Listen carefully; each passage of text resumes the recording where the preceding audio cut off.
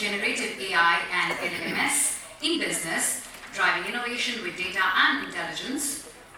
This panel brings together some of the brightest minds and industry leaders, and we are thrilled to have them with us today. May I invite Mr. Kiran Sangita, CEO, Sales Software, our esteemed moderator, for the discussion to please join us on stage. Let's welcome Mr. Kiran with a huge round of applause, ladies and gentlemen. Please, may we also have Dr. Srinivas, Kishan, CEO, Yxiom Technologies, Executive Director, GAIT Global. A round of applause as he walks up to the stage, ladies and gentlemen.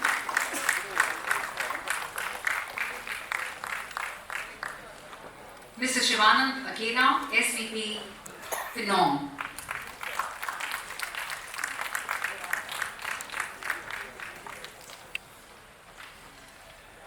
Welcome, sir.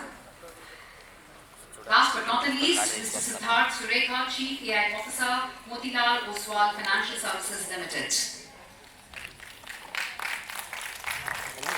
Thank you, gentlemen. There can we also expect the same. Girls, there. Where is your energy?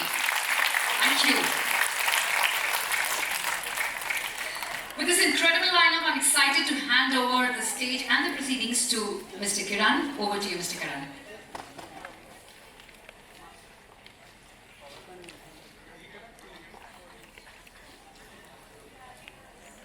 Gentlemen, it's a pleasure having you all here. As I can see, it's an esteemed panel with over 100 years of experience collectively, or more than that. And I hope that we will have a nice debate, educating all of our, and providing insights to our audience. Why don't we take a seat and we'll walk through what we have in the agenda. So, again, the keynote sets the context really well in terms of getting an understanding of AI, the possibilities of AI, what AI and generative AI can help the Indian economy, and how we as leaders, we as entrepreneurs, students, who are prospecting for new jobs and so on, can position ourselves, right? So, with that said, I'm going to try to keep this panel discussion exciting. I have a few questions that I've already noted down, and I'm going to call on people to please contribute to the discussion, right? With that said, and the first question that I had, and it was great to hear Vivek, Wadhwani, and Gunani sir talk about the contributions and the ecosystem that we have here, and how we can take advantage. And several of you are returning from the US and other places as well. So definitely interested in learning more about how your journey has taken, specifically in the AI space, right? So now the first question, we'll lead it off with Siddharth. And then, just to set the context, who are the major players in the generative AI and LLM space, and what are the exciting developments that we should be aware of, and what is coming as well. If you can kind of enlighten us, then I have a follow-up question for Dr. Sunil.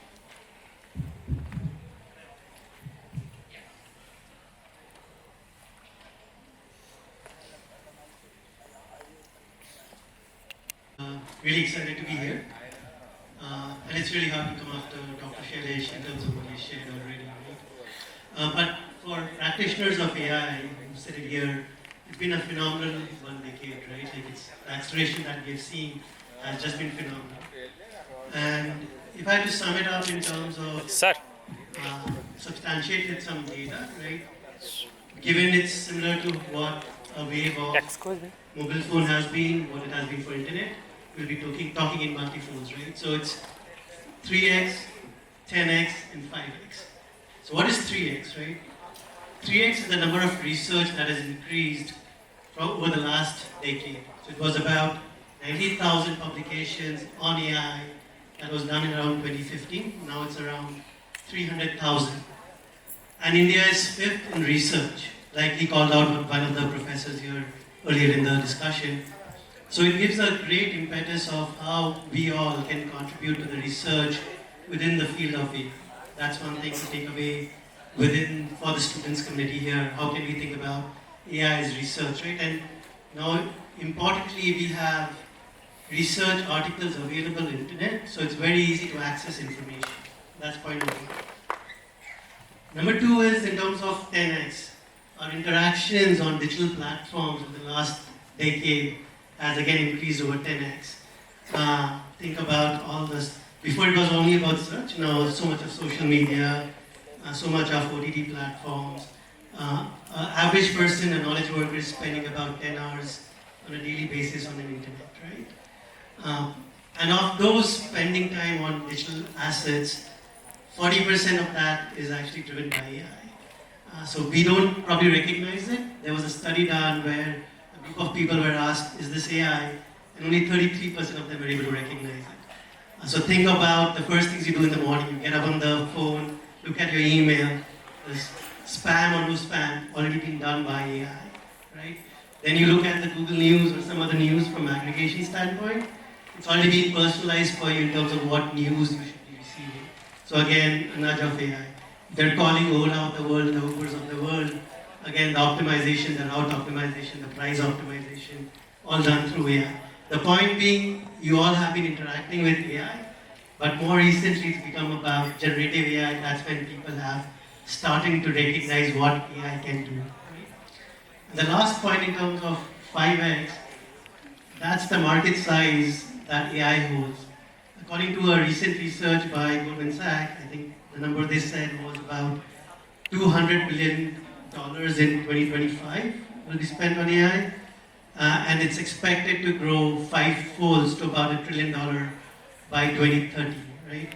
So again, looking where we can think about what to build, obviously AI is the right place in terms of making investments, in terms of starting, being an entrepreneur and starting up, right? And how it is going to move in terms of where we are and we are going, right? So we can take it in from 5 areas. One quick area is in terms of, so far we have only been doing informational retrieval, that is search or conversations. But AI is getting smarter where we can reason, plan, but also do actions like how Dr. Shailesh was shared. So that's one area. Second area is we have also been focused a lot in terms of text, but voice and videos, that's the next thing that's going to be a lot of energy being spent on over the next decade. The third area is in terms of how do we think about unlimited intelligence. Again, you'll have a personalized doctor, you'll have a personalized agriculture advisor, you'll have a personalized tutor, a lot of those spaces to build upon in terms of leveraging AI. And the last thing is in terms of responsible AI. How do we think about it? Responsibility, where human to the model is well maintained in terms of human life. So those are the areas to think about in terms of entrepreneurship as we move forward. All right, awesome insights. So again, 5x times in terms of growth, and that's exciting. And I think all businesses, anybody who's positioning to get to that, should definitely consider that. And we at Sales, we definitely, as we were talking last night, all of our leadership, everybody down has a mandate to kind of think about AI and everything that we do. Dr. Sunil, can we go get your insights on this? Thanks for setting the context. So what I will add on top, I will not repeat in the interest of time. I know you are all hungry. So with respect to the Gen AI, what we see apart from the 5 points what we have mentioned, so definitely responsible AI, responsible Gen AI will all take center stage. So we all heard of the term LLM, right? Have you heard the term LLM? GPT? Yes. So the next thing is the Gen AI point of it. One side of the journey is having these trillions of parameters, then changing the way we search, whether it is multimodal, not just only text, is one side of the journey.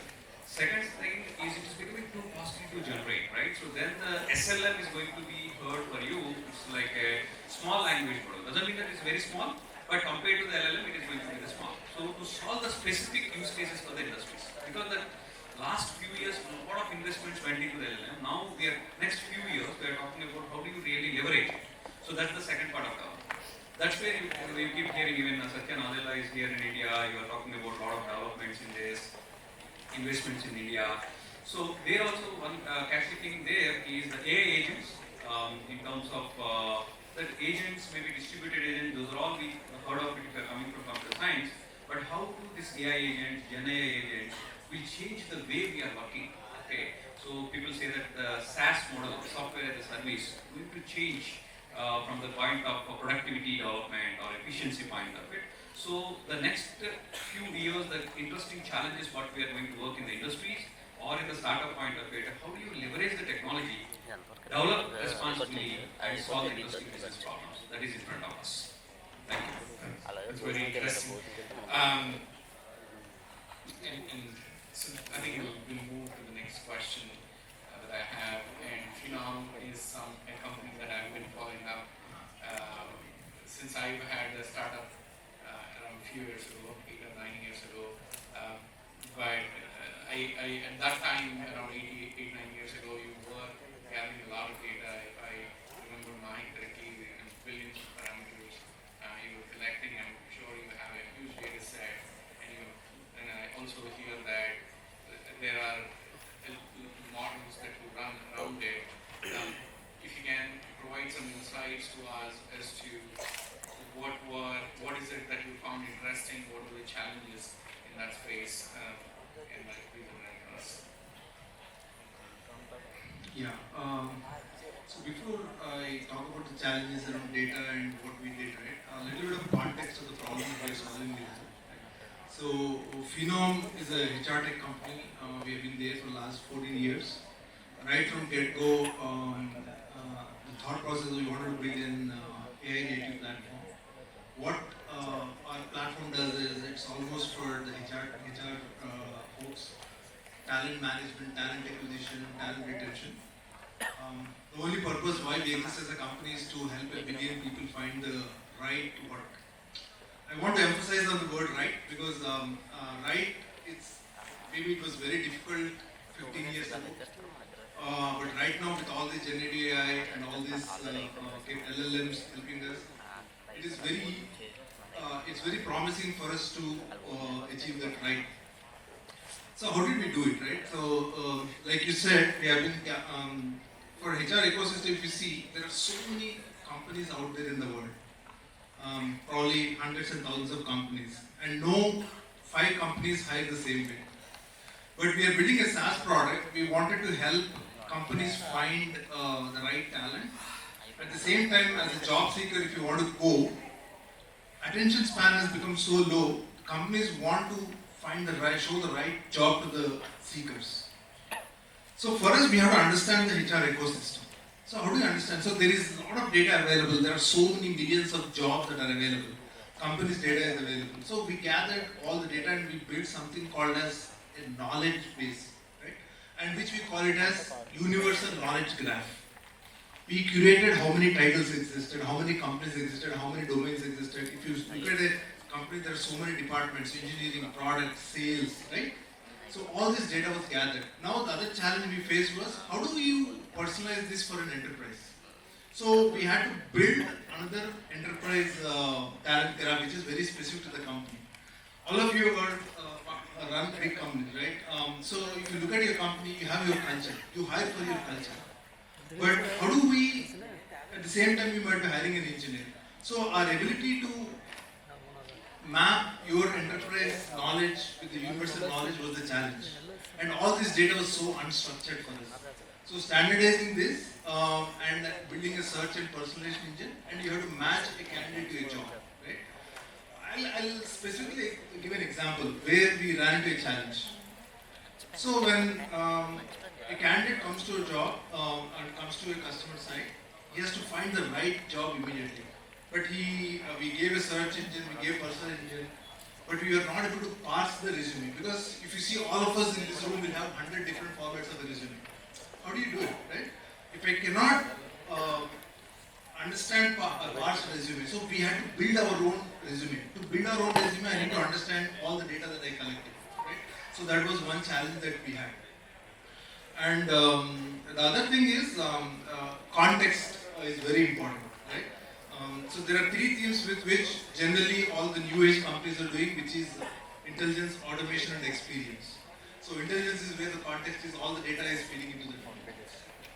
Really well put together in terms of how you were able to utilize the data that you've collected and draw intelligence out of it using the models. Again, we'll go to Dr. Srinivas. You have a successful startup, Green AI Technologies. What are you doing over there in terms of the AI and how are you adopting that? And what does Green AI mean? Okay. This is basically the carbon stock that we talked about. So we actually bring the buyers and sellers on the same path. We want to buy the carbon values. Before we do that, also what we do is we do a carbon estimation, carbon stock estimation across the globe. So for that, we actually process a lot of static images. Then we have the data, then we have the ground truth data, then we also have the drone data. So integrating all this data, so we process close to 10 terabytes of data every day, 10 terabytes every day on an average. Just this kind of images and all that. And again, the biggest challenge here is like the data what we get from the satellites and all that, that's sometimes there's a cloud cover. What we call a cloud cover, that means satellite moves, once a week, once a quarter, once a month, cycle is around the globe, So for the satellite to reach that particular spot, again, get that picture, maybe you have a cloud on that day. So we will not get the proper image. So we do a lot of AI modeling and all that. So that's why we use AI. So there's a lot of data that we crunch using, so using large data sets and everything, we do a lot of the AI. Any specific models that you use over there in that area? Yeah, we actually developed our own models. So proprietary models that we developed, and we have, I mean, all the basic foundation models we've used in AI, ML, and all that. But at the same time, we have actually used predominantly the ensemble models. Is what we actually group some of the models together. And you were also talking about an exciting work that you were doing specific to India. Yeah. Something to do with. We have not launched it yet in India, but that's in the healthcare. What we have is we have the patient and doctor talking to each other, no matter what language they come in. I'll just give you a small example. Okay, let's say sometimes we meet as friends. How do you talk? We speak in English, we speak in Telugu also, right? I'm just giving an example. So this is how the conversation goes. Hey, hi Sunil, how are you? Yeah, I just came. Then I Yxiom, my sister married. Then you know what? The next day I went to this place and 2 days ago, why did we catch up again? What is this language? Okay? This is English and Telugu mix, right? And we have developed a model that actually knows that you're speaking these two languages put together. So which is a very phenomenal milestone we have reached. Because 125 languages is what we have realized. So Indian language we're still working on it. Awesome. Yeah. So this is basically Spanish and English. You're able to English. English, yeah. So that's a real big achievement what we got. Awesome. Really exciting to see that all happening in India. All of this, a lot of localization that we need to get done as well. So that leads me to the next question. Again, we'll have Dr. Sunil lead us into this. Again, everybody in here, if you ask, talk about ChatGPT, Gemini, Bing, again, predominantly they're the ones, and they're perfectly and a few others, but they seem to control the space. They seem to control, basically all the eyeballs, if you will, right? And there is a view that these are the companies which are going to be the most powerful, much more than the countries themselves, right? There is a TED talk around it which talks about that. Now, the question to you I have is, how worried should countries like India and us be and how these outside companies and what we should do to localize some of this? Yeah, interesting question. So as I mentioned in the initial remark as well, from the GenAI perspective, there are two things. One, from the foundational models, where as the companies you are talking about and we are being the users, I think if I see the statistics, OpenAI, we are the second largest user base after the US, right? So definitely we do have, from an infrastructure point of it, from a millions and billions of dollars point of it, it may be difficult to compete in that particular space. But the beauty of that is by just building the foundational model, they are not going to get the revenue. So do you think the OpenAI is profitable as we speak now? No. If you follow the things, they are really burning the money now. So we need the real applications. From India at the scale point of it, even though they developed it, but there are a lot of things which we can personalize. So that's what the clue from there, or maybe our charmingness is coming into the picture, where how do we really utilize them and to solve the real world problems is one way to look at it. And second way is in terms of we don't really require everywhere those kind of trillions of parameters kind of models. So that's where the small language models come into picture. Definitely we can leapfrog the development, and that we do have like Ola Pruthrim, then Bharat GPT. There are some specific things. We may not compete from the $1 trillion point of view. There was one question when I just put my predictions in LinkedIn at the end of the year 2025.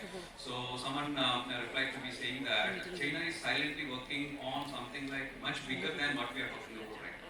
So what will happen to the India, and how do you really take, whether we take the OpenAI or China model, doesn't matter for us, right? So the point is, which is solving the real problems optimally and sustainably is the mantra for us. So we can focus on that, and definitely we can leapfrog from a solution development. That's what really matters for the next few years for us from a Gen AI, and really even at the bigger AI perspective as well. And I have one follow-up question. You did mention a couple of times about SLMs, and there is also this concept of edge computing.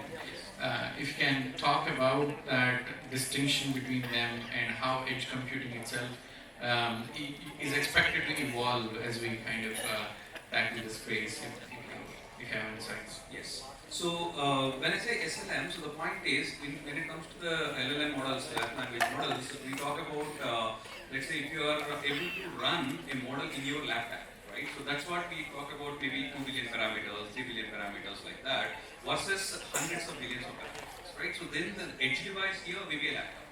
So that may not be competing from a general, let's say, solution which a ChatGPT is giving. But do we really need everywhere that kind of a general information? Just think of it from a personal use point of it, maybe you need it. Instead of Google, if you go to ChatGPT, get an answer.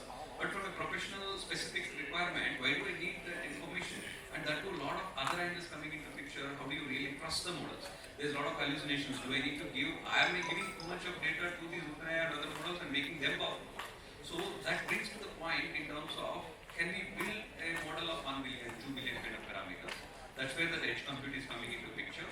So maybe at this stage we are not talking about a sensor device of edge from a SLM point of it, but definitely we are talking about at our laptop with a single GPU kind of a thing. Can we solve the problem locally? And when it is closer, when we are closer to the data, a lot of other aspects in terms of security, privacy, and they are closer taken care, right?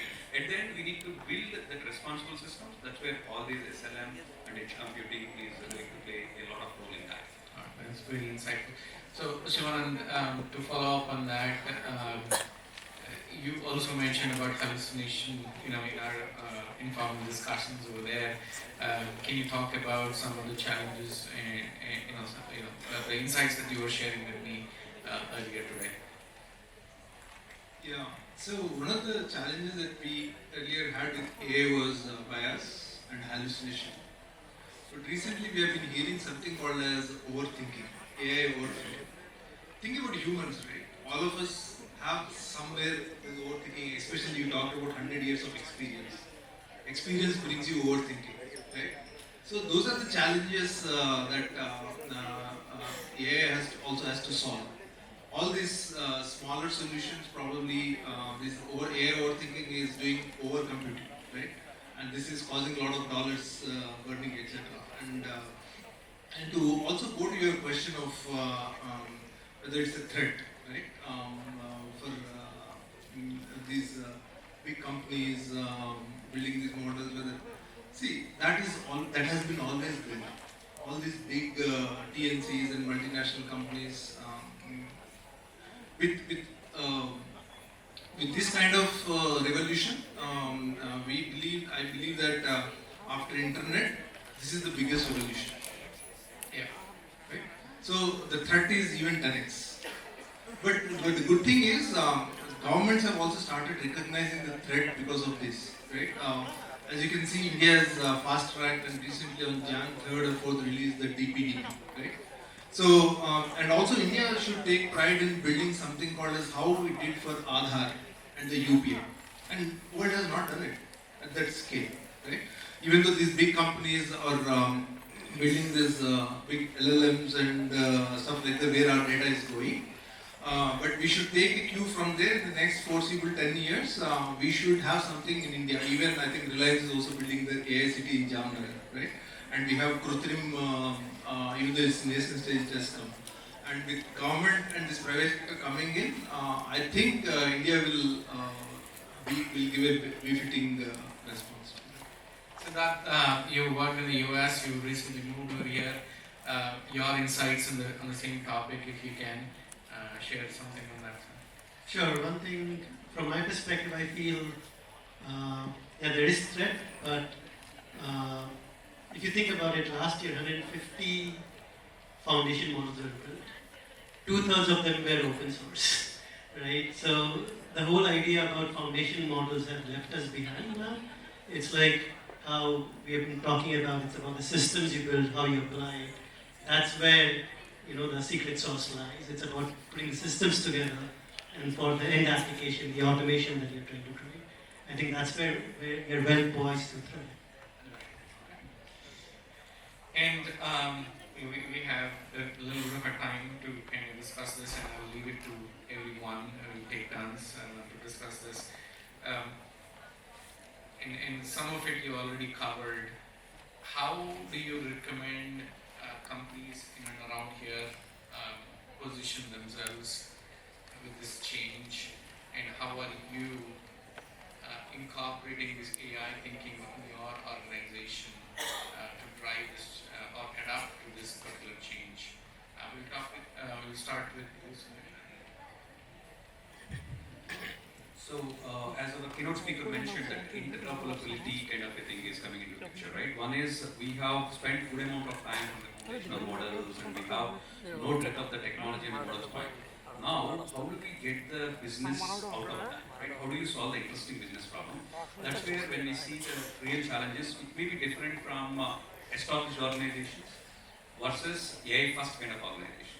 So if it is already the AI-first kind of a startup and all, I see adoption is much quicker because they are already tuned to it and we are talking about it and we don't have to deal with a lot of legacy.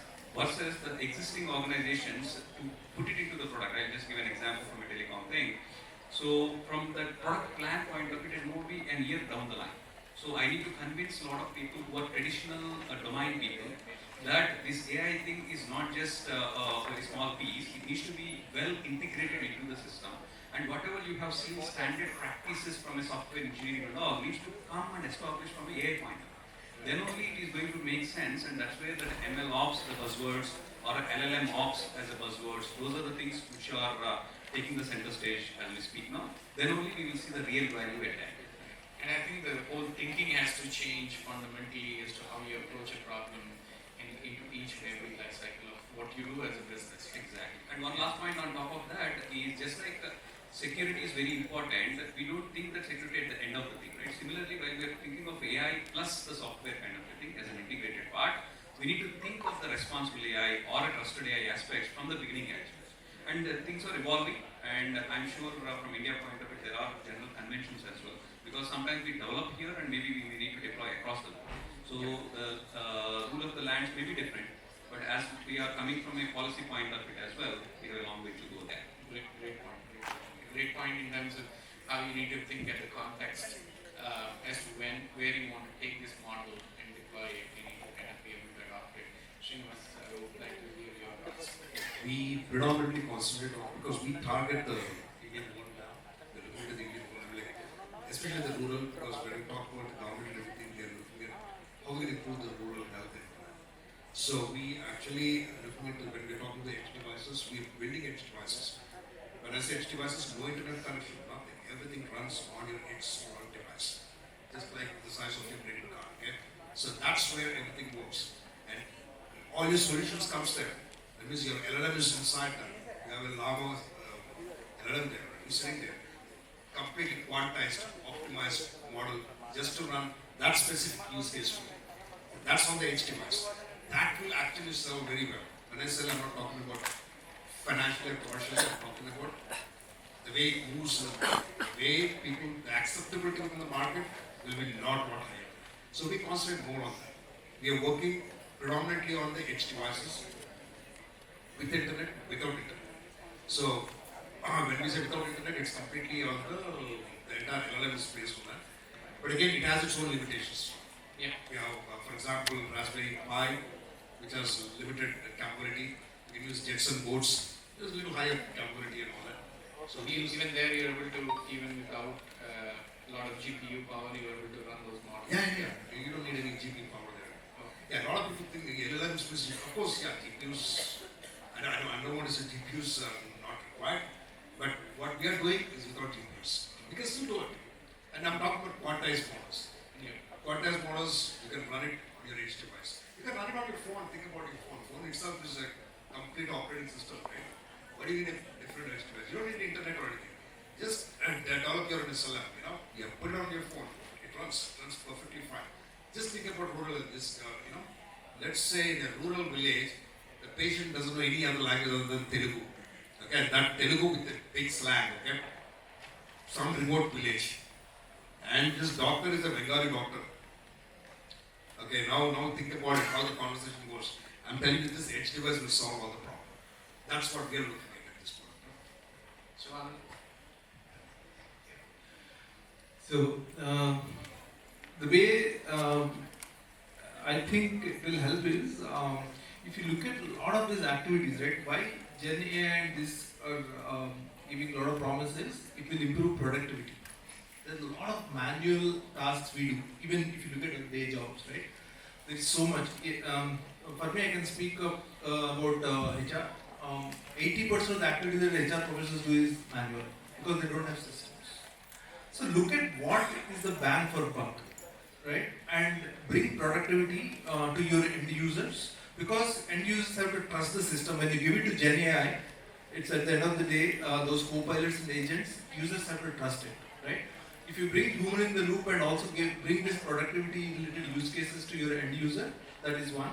At the same time, how do you bring it is, look at your own systems, whether it's AI is natively built into it, sometimes not, right? Or it's a bolt-on, right? Based on that, identify those use cases and figure it out. Yeah, and then, again, there is the thought process of, hey, can you induce some AI into an existing? And while I also was talking to Siddharth yesterday, I also believe that there is a whole load of businesses, opportunities that come where AI first thought process comes in building systems as well. Siddharth, your thoughts on? Sure, Kiran. So, three areas to look into, right? One is obviously how can AI be the revenue driver, right? In this case, think about spaces where you have troves of data, right? Which it's humanly impossible to really sift through so much information, identify signal from noise, so to say, right? So, in a financial market, think about stock markets, right? There's so much data, and being right now from a human lens perspective, we do look at it and identify for key information, but machine can look at so much alternate data and identify signals, right? So any space where there's troves of data in legal occupation, there's so much of data in terms of the legal documents you have to read. So wherever there is, you can create a product in that space. The second area is obviously a lot about the cost-saving space, right? And AI has been proven successful already in this space with respect to how can we enable better customer service. So chatbots, the conversational AIs, all of those have really helped not only enable business provide better service, but also for clients to really serve themselves and meet the business in the channel of their choice, right? So it's really relevant for the clients and not wasting time while they're waiting for somebody to help serve them. So that's second key area. And third area I would say is everyone here is looking to be more educated about it. How do we proliferate more education on it? How would we expose ourselves more to it? So think about this conference you all have come up to, right? And experience how you can gain in it. All of this will help us move forward in really positioning AI better for the future. Awesome. And we do have a few minutes to take any questions from the audience if there is. Anyone? All right. Can someone pass the mic over there?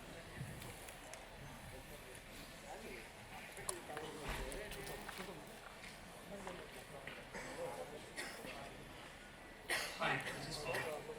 So I see a pattern in people's mindset, so it's something like the traditional AI where you have all these aspects of predictive analytics and then classification, fraud detection and all those things. And after that, like it's an era, like it's kind of an era. Like so after that, like now with the evolution of this ChatGPT and all these things, so people's mindset completely changed. Like so whenever they think of AI, they always think of ChatGPT and then these LLMs. Like so, is it something like ChatGPT and these LLMs, which are open source and which are trained on large number of billions of parameters, are they going to cover all these existing traditional aspects, or is it something like people are ignoring them?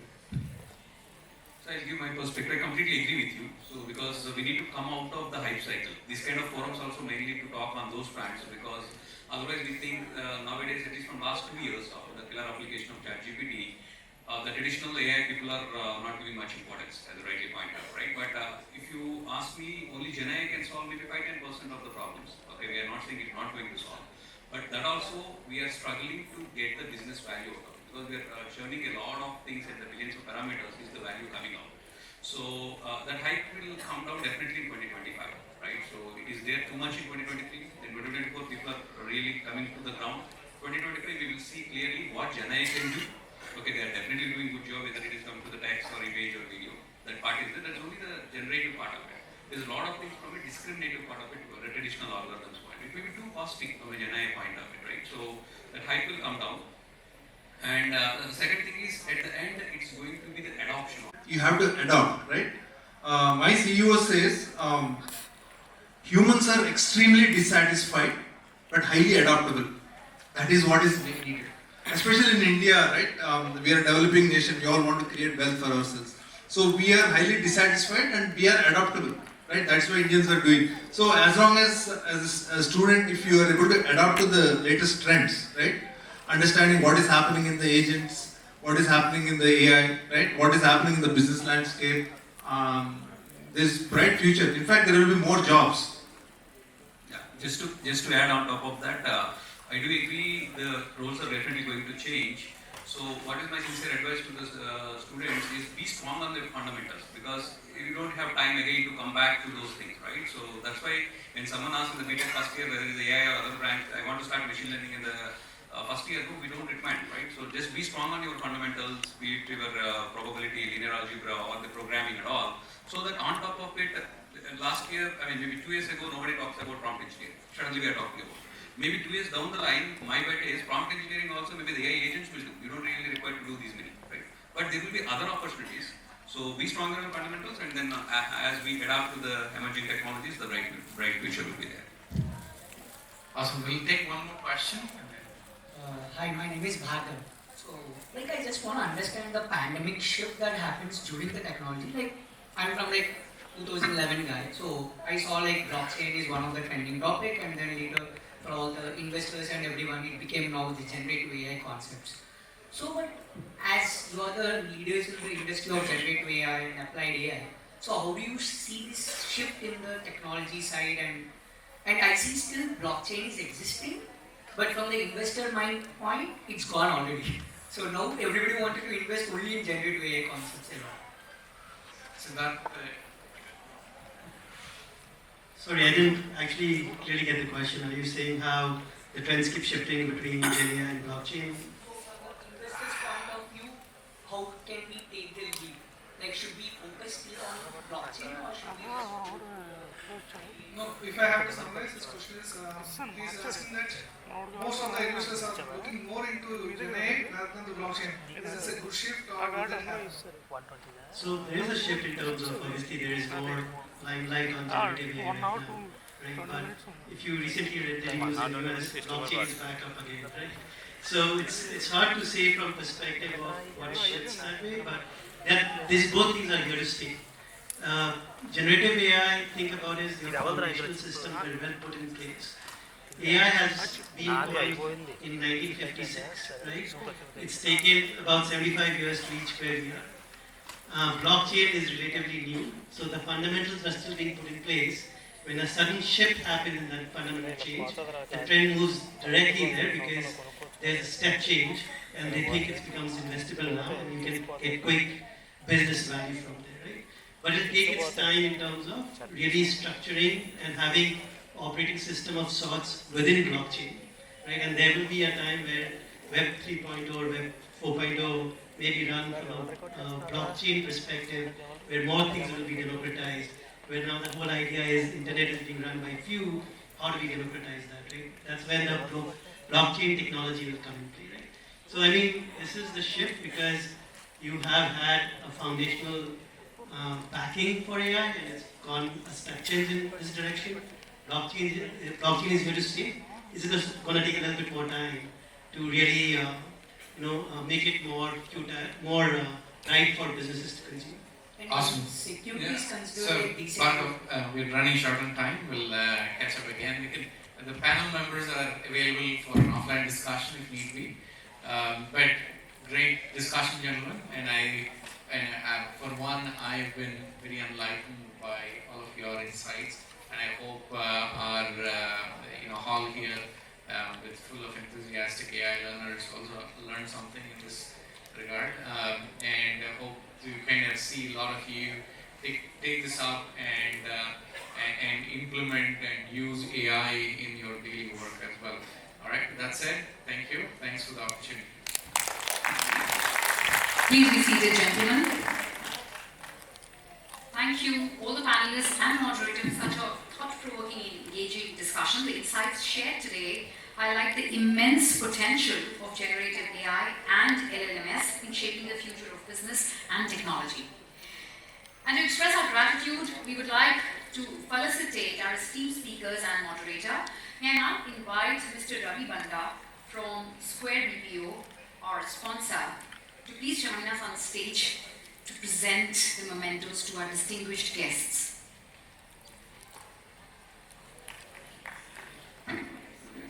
Thank you. First and foremost, our moderator, Mr. Kiran Sangita.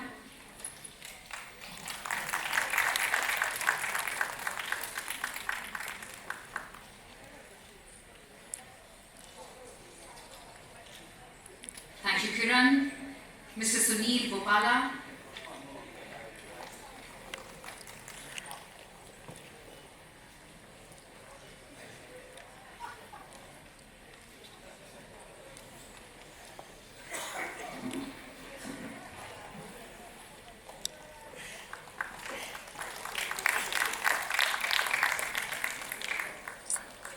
Yes, please keep the applaud going, ladies and gentlemen.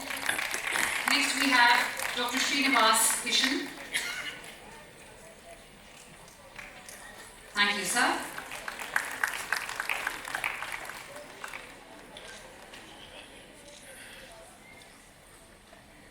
Mr. Sivanand Akella, please step forward.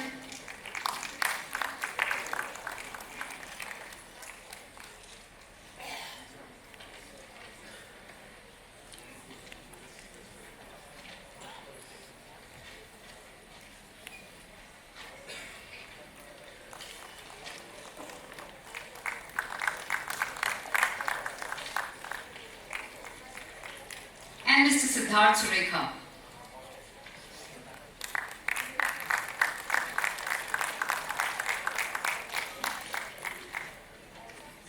Ladies and gentlemen, let's give them a huge and warm round of applause.